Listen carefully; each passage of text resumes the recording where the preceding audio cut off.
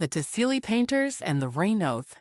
Long ago, in a time when the Sahara was not quite the endless sea of sand we know today, there was a small village tucked among the rocky cliffs of a place called Tassili. This was a land where the sky stretched wide and blue, and where the people, known as the Amazigh, or Berbers, lived close to the earth, watching the seasons and depending on the rain that came so rarely. Our story begins with two special people from that village, Amani and Isam. Amani was a young painter, gifted with the skill to capture the world on stone walls. Isam was a wise elder who remembered the old ways, the stories handed down from their ancestors. Together, they believed that art could speak to the sky, that painting was more than color on stone. It was a kind of prayer. Now, the village had lived through a long dry spell. The rains had stopped coming, and the riverbeds were empty.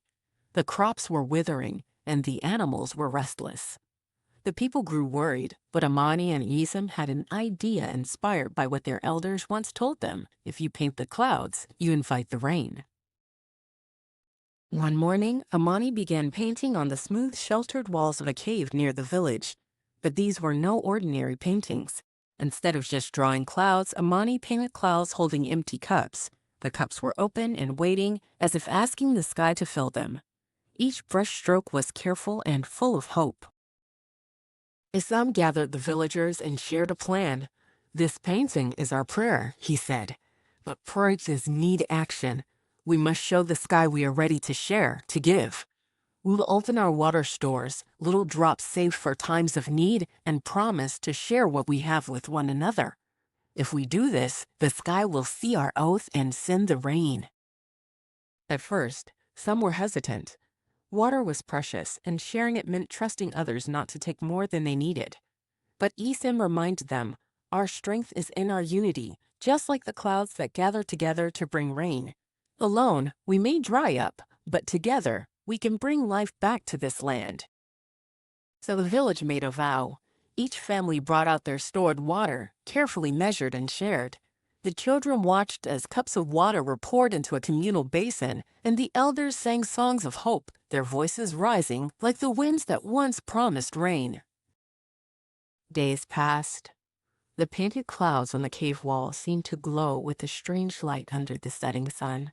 Then one afternoon, dark clouds began to roll across the sky, thick and heavy with promise. Amani and Isam stood outside the cave, eyes lifted upward, hearts pounding. And the rain came. Not just a sprinkle, but a steady, life-giving rain that soaked the earth. The riverbeds filled, the crops revived, and the animals returned. The village rejoiced, knowing their art, their prayer, and their shared promise had brought this blessing. This story reminds us of something simple and powerful, that art can be a way to connect with something greater than ourselves. Like painting clouds with empty cups, our hopes and prayers can take shape in many forms. But more than that, it shows us the magic of community, how when people come together, sharing what they have and trusting each other, they can bring life and hope, even in the driest times. You might think of it like this. Imagine if your family and neighbors all chipped in a little bit, sharing your food or your time, especially when things get tough. That small act of kindness, like the shared water in Tassili, can create a wave of goodness that changes everything. So next time you see a painting or hear a song, remember Omani and Isam and the village that painted clouds with empty cups. Because sometimes art is not just art. It's a prayer, a promise, and a way to bring rain to a thirsty world.